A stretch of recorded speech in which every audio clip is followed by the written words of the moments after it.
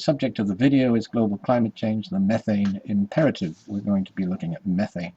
As is illustrated in the introductory video, everybody knows that the Arctic summer sea ice is in a rapid meltdown trend. When the summertime Arctic sea ice is all gone, and it's not going to be long before it is all gone, the rate of Arctic warming is going to increase very considerably. The rate of Arctic warming is already several times the rate of warming of the rest of the planet as a whole. As a result of this rapid Arctic warming, not only is the summertime sea ice melting away, but the Arctic is emitting methane that has previously been safely stored away in the Arctic's deep freeze. It's being emitted from warming wetlands, from thawing permafrost, and from melting ocean floor subsea methane hydrates on the continental shelves that are clearly visible on this image.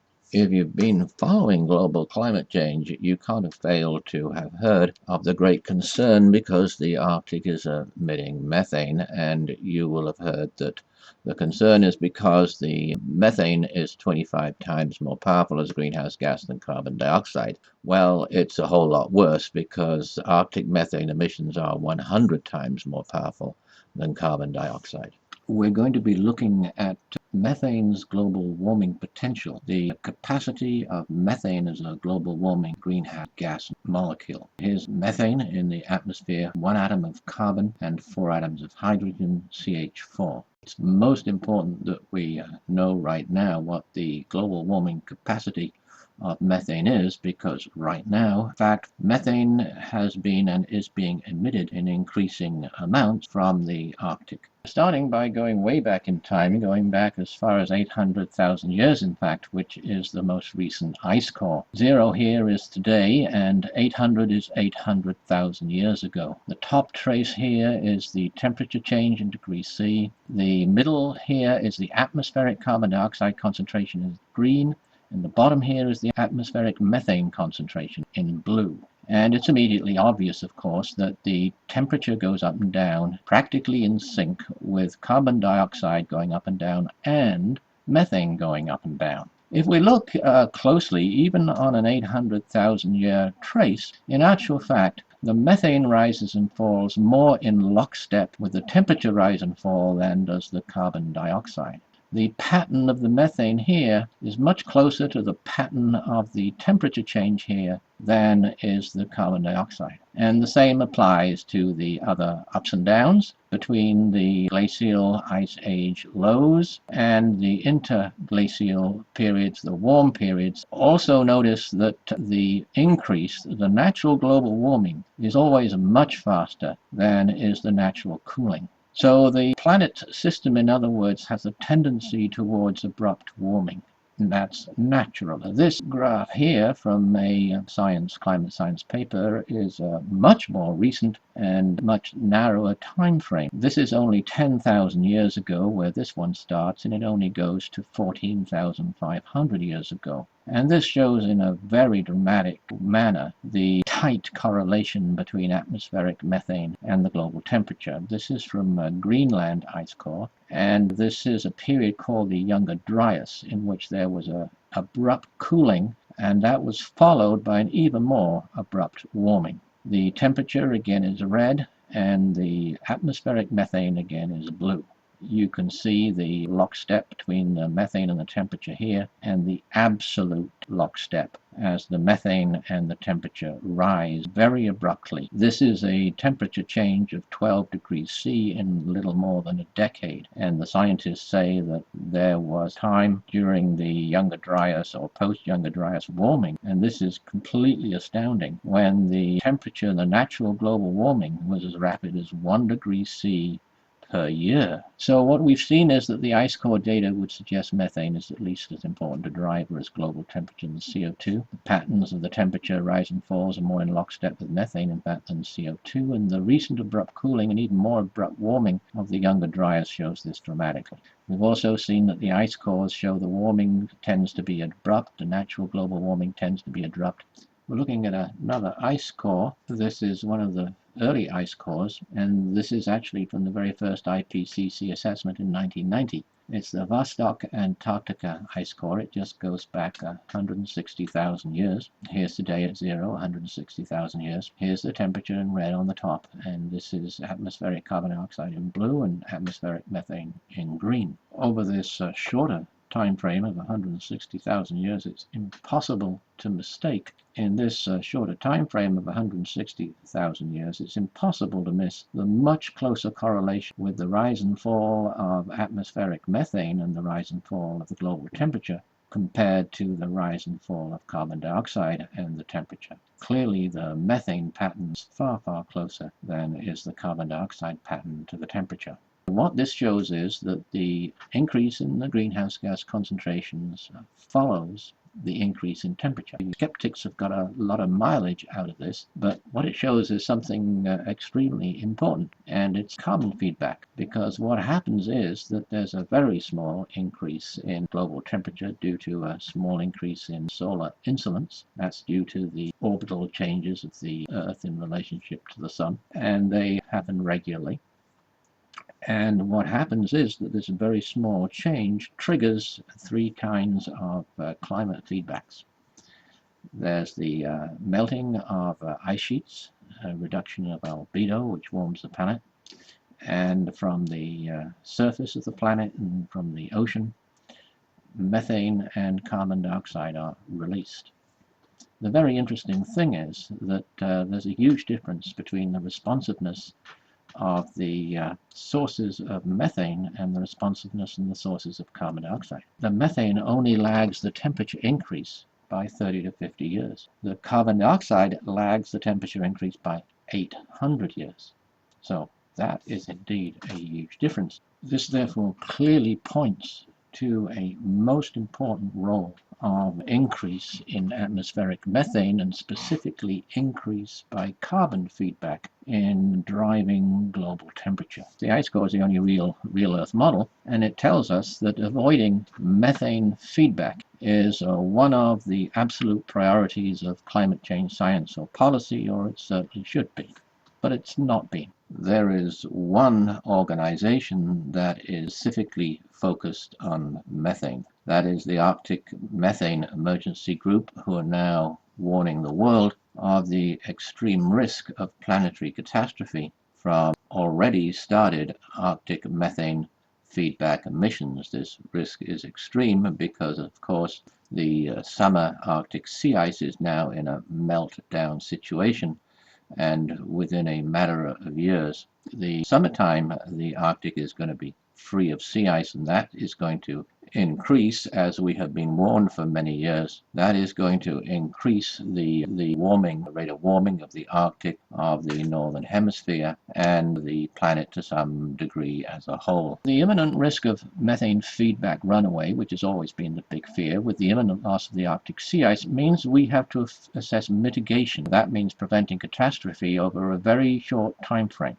The ice core, which is the real Earth model, tells us that avoiding methane feedback is the priority of climate change science and policy. It's always been one of the top priorities, or should have been. All climate change science assessment and policy, however, is based on an assumed long time frame of 100 years. And this was due to a decision way back in the early days of climate change science to make assessing the long-lasting greenhouse gases, that means carbon dioxide, the goal of assessment and policy. But we're now looking at a policy demand of over just a few years because of the situation in the Arctic. As the Arctic rapidly warms faster than any other region on the planet, the Arctic is releasing methane. It's emitting methane.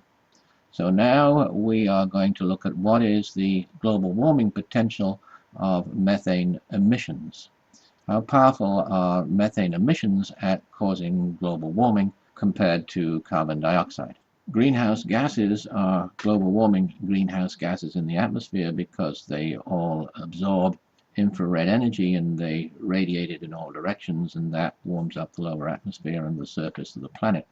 The global warming potential, in fact, the measurement of that radiative capacity of the greenhouse gas molecule is determined by comparing it to the radiative capacity or the global warming potential of carbon dioxide. To do this, the global warming capacity of carbon dioxide is fixed at 1. The global warming capacity of carbon dioxide, no matter what the time frame used, is 1. And all other greenhouse gases are compared to that. Here's carbon dioxide, 1 atom of carbon, 2 atoms of oxygen.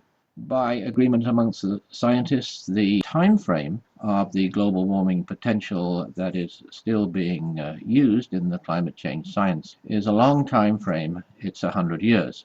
Although it's difficult to pin down the exact length of carbon dioxide in the atmosphere, the mean length time is regarded as 100 years. Methane is a very much more powerful greenhouse gas. It has a much greater capacity to absorb and re-radiate heat energy than carbon dioxide. It lasts in the atmosphere 12 years. That still makes it a long-lasting greenhouse gas. All the main greenhouse gases, carbon dioxide, methane, and nitrous oxide, are classified by the IPCC as long-lasting. Methane lasts in the atmosphere for 12 years. Its global warming potential, and we're going to come to this later, is 100. That means it has 100 times the heating capacity of carbon dioxide. But what the science does is it stretches out the global warming effect of the methane molecule. It stretches it way out to 100 years and then compares that to the 100 years of carbon dioxide. I'll go over that again. The global warming potential of carbon dioxide is 1 over 10 years, and methane lasts for 12 years in the atmosphere. It is in fact 100, but that's not the number that's being used. In the science, the number that is being used is 25, and that's arrived at by actually deferring most of the global warming effect of methane, or stretching it out over a period of 100 years. This is the IPCC, the last assessment 2007 chart on the global warming potential values of the greenhouse gases. Here's carbon dioxide CO2, methane CH4, and nitrous oxide N2O. They have different lifetimes. Carbon dioxide, in fact, the IPCC didn't give us a number here. You have to go to the science of the IPCC and find that out. And what you find out is that 33% of carbon dioxide emitted to the atmosphere lasts for 100 years, but 19%, 20% lasts for 1,000 years. And so hence the very sensible decision in the early days of climate science to certainly concentrate on carbon dioxide, because 20% of it practically lasts forever. Methane, on the other hand, lasts in the atmosphere as methane for 12 years. Nitrous oxide is similar to carbon dioxide. It lasts for 114 years, but it doesn't have this ultra-long lifetime of a significant part of the emission that carbon dioxide has. Here's the choice that the IPCC gives us, and this reflects the fact that the global warming potential is a value judgment determined by the policy time frame that you want to be considering. Carbon dioxide is always given a value of 1, and the other two greenhouse gases and all the other ones are compared against that. So looking at methane then, over 100 years, it's 25. Over 20 years, it's 72, and then over 500 years, it's 7.6. To substantiate the fact that I just said that the global warming potential of 25, given over a choice of a 100-year time frame as a value judgment and a policy decision, I'm now going to refer to a report of the IPCC, an expert meeting on the science of alternative metrics, and they were looking at global warming potentials, which was held in 2009. And here we see this quote: "One criticism of the global warming potential metric is the somewhat arbitrary choice of time horizon. The global warming potential is a defined metric based on radiative forcing that continues to be useful.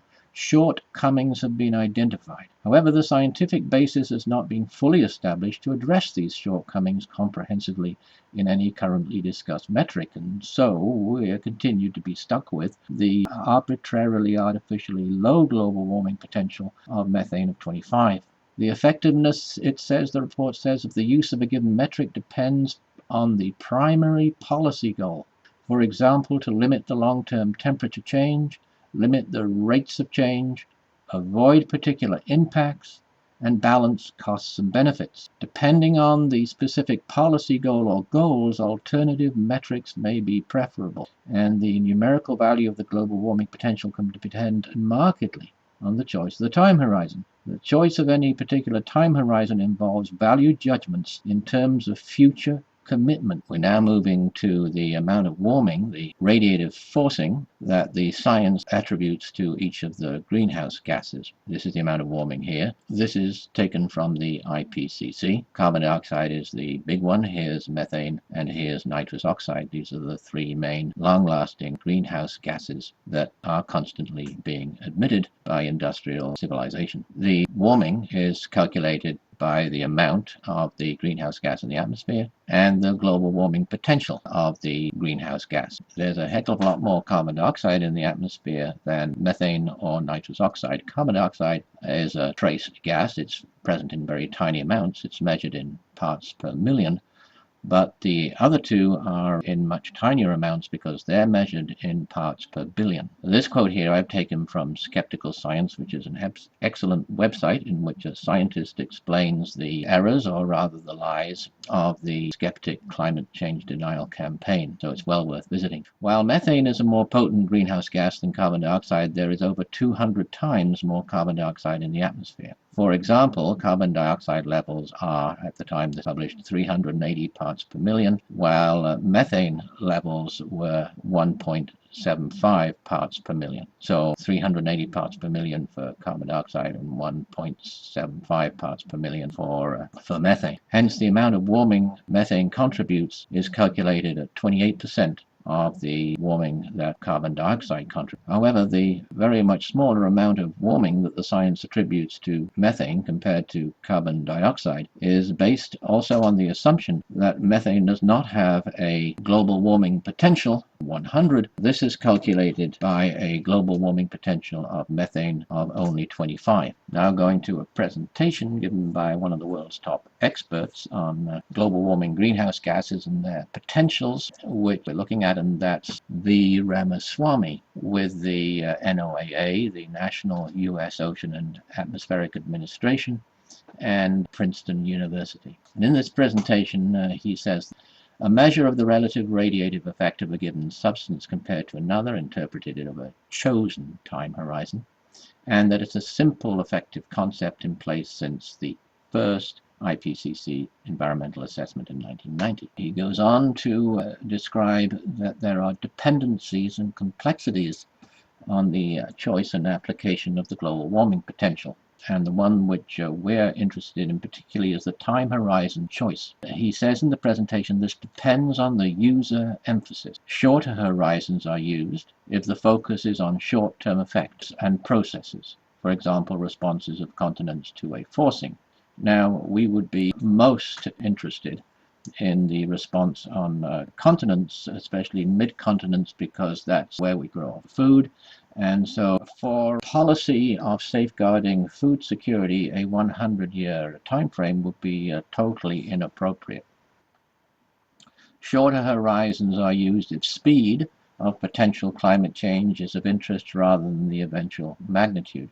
Well, speed is of particular interest because, as the IPCC states in the assessment, the rate of warming and climate change is important in determining the risks and the impacts, because it's the rate that determines if there's any possibility of adapting to impacts. And most importantly, the rate of warming, the rate of climate change, is a great factor in the risk of catastrophic climate change. This is from the last IPCC 2007 assessment, the section on abrupt and irreversible climate change. Anthropogenic warming could lead to some impacts that are abrupt or irreversible, depending upon the rate and magnitude of the climate change. Current models project that sea level changes would occur over very long timescales, millennial, thousands of years. Rapid sea level rise on century timescales cannot be excluded. So there's the origin of the choice of the 100-year time frame for applying the global warming potential of the greenhouse gases.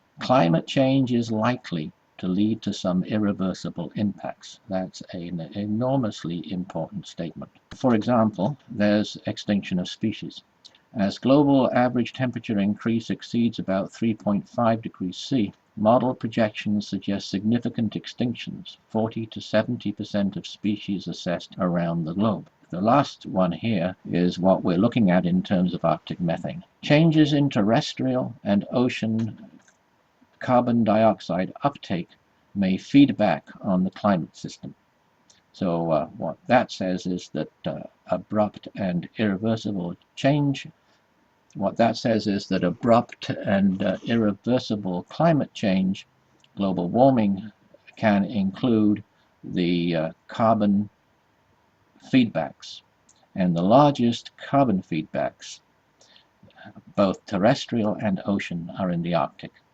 The land base are the Arctic wetlands and the permafrost, and on ocean it's the methane hydrates on the seafloor of the Arctic continental shelves.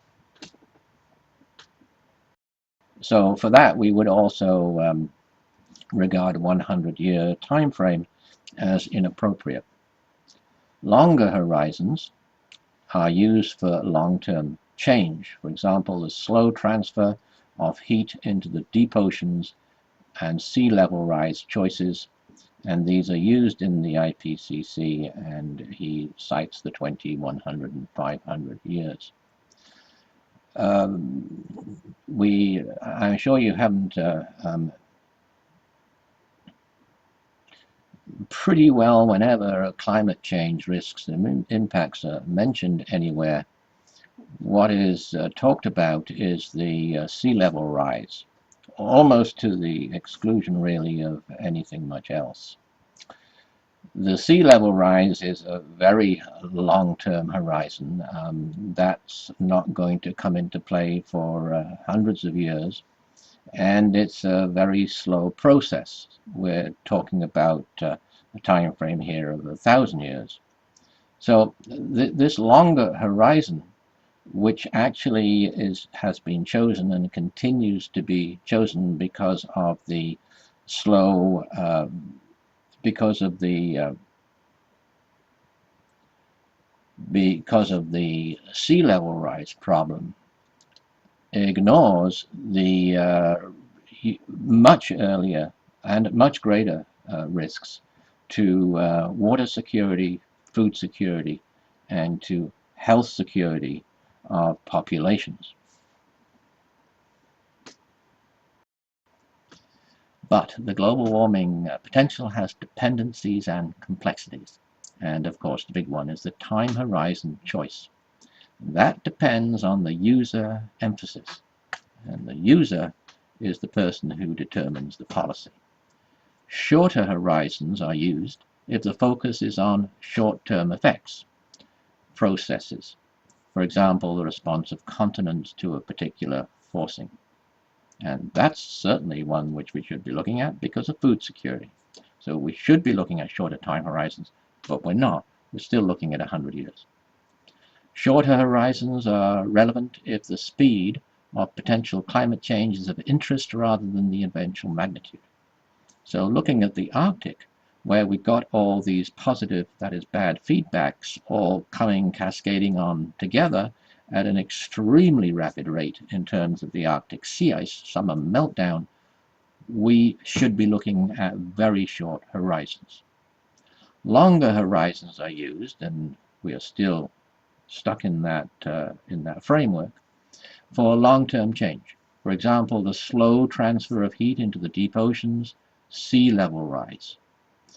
Now, this comes back to the fact that I'm sure you're aware that almost whenever, a problem of a climate change impact is talked about, it's sea level rise.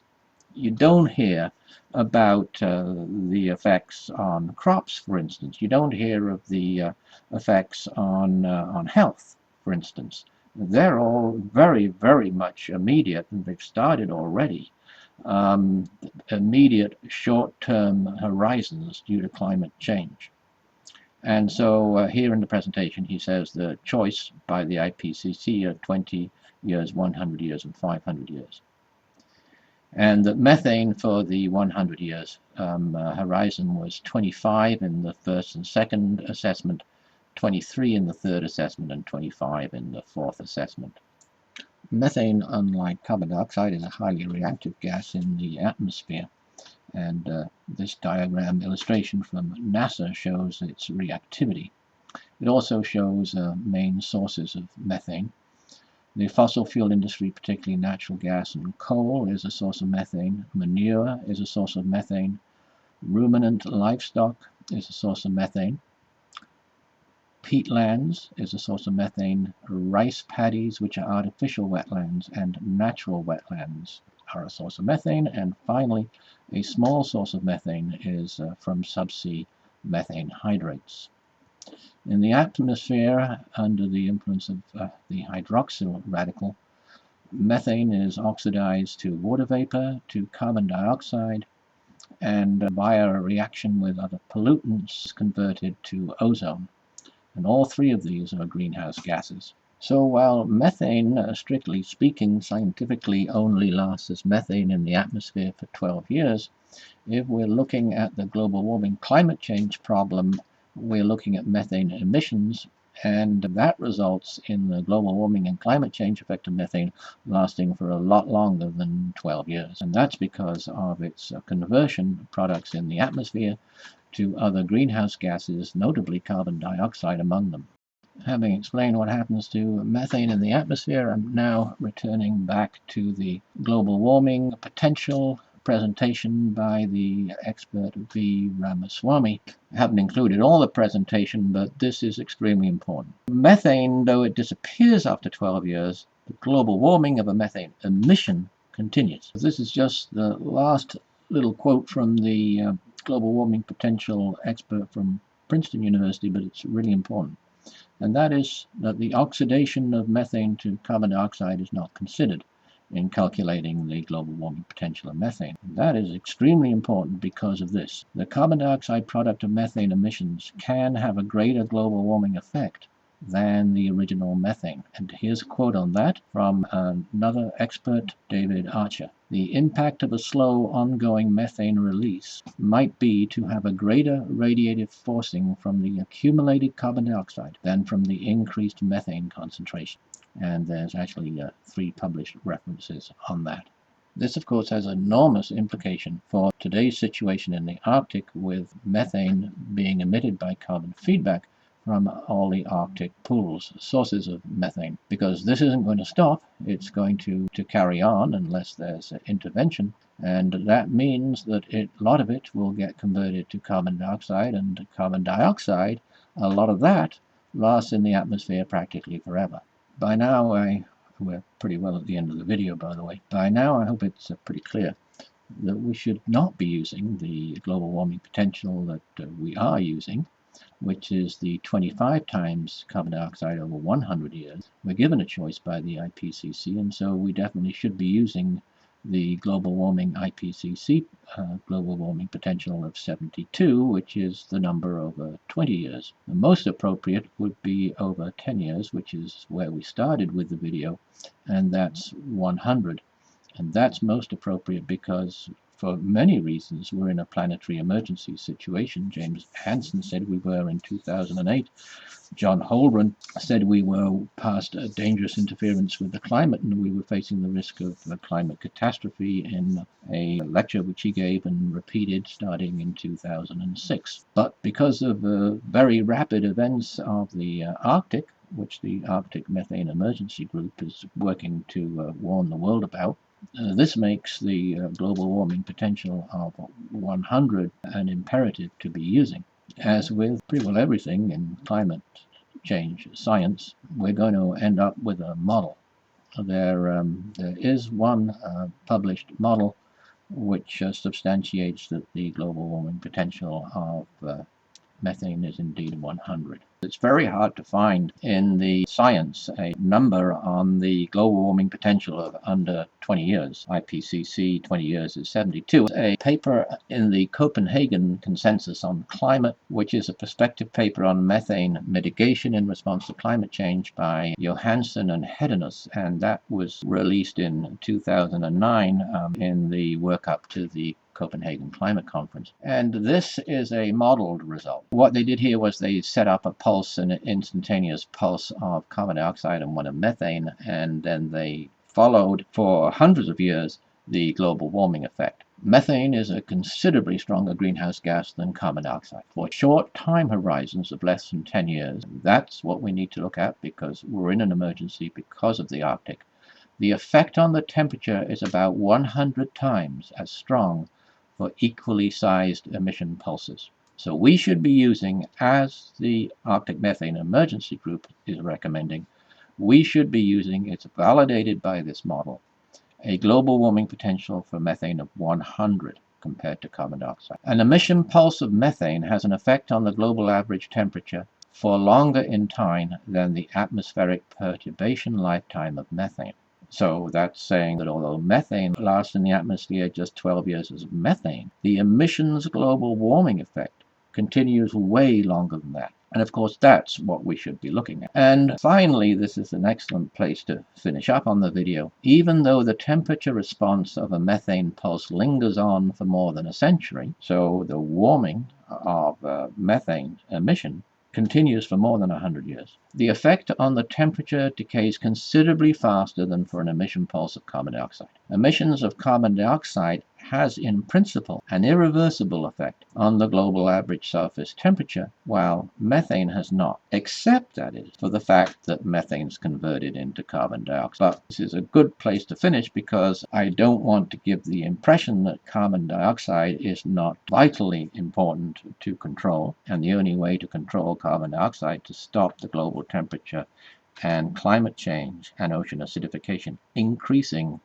is to stop all industrial emissions of carbon dioxide. That's definite by the science. That's the only way to do it. But we somehow have to correct this mistake very, very fast indeed, that because carbon dioxide is so important for this particular reason, which is unique to carbon dioxide, does not mean that methane, which is a differently reacting greenhouse gas, is just as important in controlling global warming and avoiding global climate catastrophe. Conclusion: the global warming potential of methane in order to avoid Arctic methane planetary catastrophe is 100. If we leave it at 25 and we don't correct it to 100, we will fall short of recognizing the full catastrophic risk to the planet of the methane feedback emissions which are already happening in the Arctic.